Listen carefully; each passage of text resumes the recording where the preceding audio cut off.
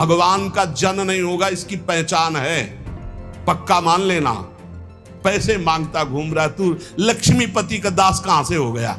ये सब पाखंड, सब नाटकबाजी, ये सब केवल वासनाओं का खेल खेलने वाले हैं। ये जो आदत पड़ गई, आप आशीष दे दीजिए, आप आशीर्वाद दे दीजिए, आप कृपा कर दीजिए। संतों का आशीर्वाद कृपा भगवान नाम में छुपा हुआ, जैसे कि राधा राधा राधा। अब पकड़ लो आप, यही आशीर्वाद है। आप इसे न पकड़ो तो कोई आशीर्वाद आपके अनुभव में नहीं आएगा। आशीष देते हुए भी शरीर भोगों में लगा है, वाणी प्रपंच में लगी है, मन रुपए पैसे में लगा है, परिवार के भोगों में, परिवार के सुखों में, और बात हम करें ज्ञान वैराग्य और प्रेम की, तो ये पाखंड ही होगा। दुरुपयोग हो, पाखंड की वृद्धि हो, नाटक नौटंकी बाजी की वृद्धि हो, ऐसा मत करो।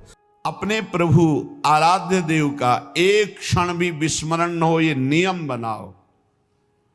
भजन का नियम, बहुत बड़ी वस्तु प्राप्त करने के लिए समय दे दिया प्रभु ने। सच्ची कहते हैं, समय दे दिया, इससे बड़ा। पूज्य पंडित गया प्रसाद जी महाराज कहते हैं, ये अगर लाला ने तुम्हें भजन करने का समय दे दिया तो इनसे और कुछ मत मांगना, इनके पास और कुछ नहीं है। भजन करने का समय दे दिया, बहुत बड़ी कृपा होगी, भजन कर लो। एक क्षण भी ऐसा न जाए जिसमें आपने उनका स्मरण न किया हो। पहले बताया कि चाह, ऐसी चाह जिसमें कोई चाह नहीं, उसी चाह से विराग्नि। फिर बताया विराग्नि प्रकट होती है तल्लीनता में। अब तल्लीनता कैसे आती है? तो बोले प्रीतम का एक पल के लिए भी विस्मरण न हो, ये नियम बना लो। क्या जाता है? राधा राधा राधा राधा जपते हुए हर कार्य करो, जो भी क्रियाएं हो रही, भगवान नाम स्मरण। अंतर में वृत्ति फंसी रहनी चाहिए, छूटने न पावे नाम। तद विस्मरणे परम व्याकुलते, अगर छूट गया तो व्याकुलता होनी चाहिए। भूल बर्दाश्त करते हो इसलिए नाम जब छूट जाता है। तुम्हें भूल में जलन नहीं होती कि कैसे भूल गया प्रभु को, कैसे मैं नाम छोड़ दिया प्रभु का।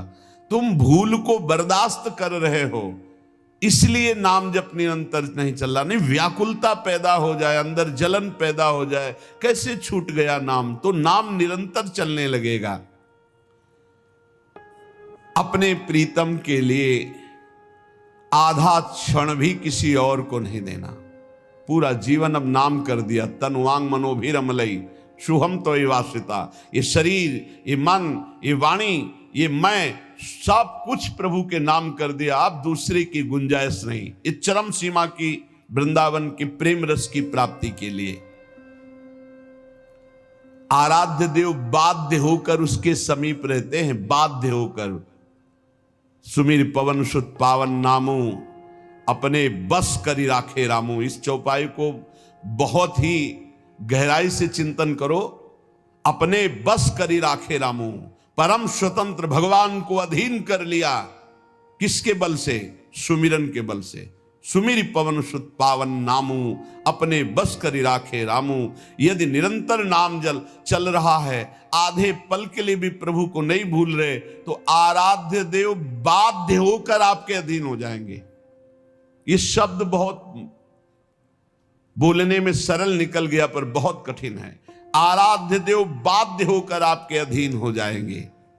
ऐसा नहीं है कि आप प्रेमियों के संग हो, उनकी अवहेलना करो, नाम जप ना करो, लीला गुण गायन ना करो, सेवा में तत्पर ना हो प्रभु के, फिर आपको प्रेम प्राप्त हो जाए। तो ऐसा नहीं, ऐसा नहीं, कभी ऐसा नहीं देखा गया कि वो बहिर्मुख है, आज्ञा उल्लंघन करता है, प्रेम में डूब गया। एक भी उदाहरण नहीं है।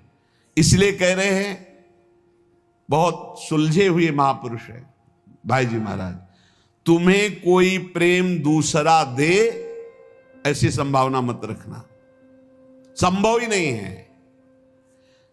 भगवान का नाम, भगवान का रूप गुण, लीला गुण गायन, उनकी सांगोपांग उपासना, ये मिलती है प्रेमियों से।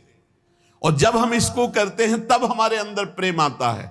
अगर आप नहीं करेंगे, अवहेलना करेंगे, तो ऐसा नहीं कि उनके संग मात्र से आपके अंदर प्रेम आ जाएगा।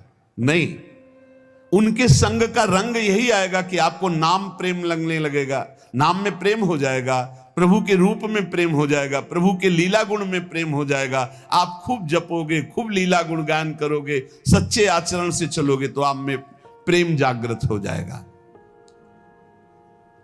किसी मूल्य से भगवान को नहीं खरीदा जा सकता, कोई मूल्य देकर भगवान के प्रेम को नहीं प्राप्त कर सकता।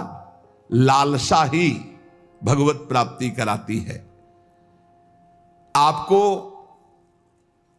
खूब नाम जपना चाहिए, खूब प्रभु के चरित्र सुनने चाहिए। ये देख करके प्रेम अपने आप हृदय में उदय हो जाता है। प्रेम साक्षात भगवान का स्वरूप है, जो भगवान को भी अधीन करता है और भक्त को भी अधीन करता है।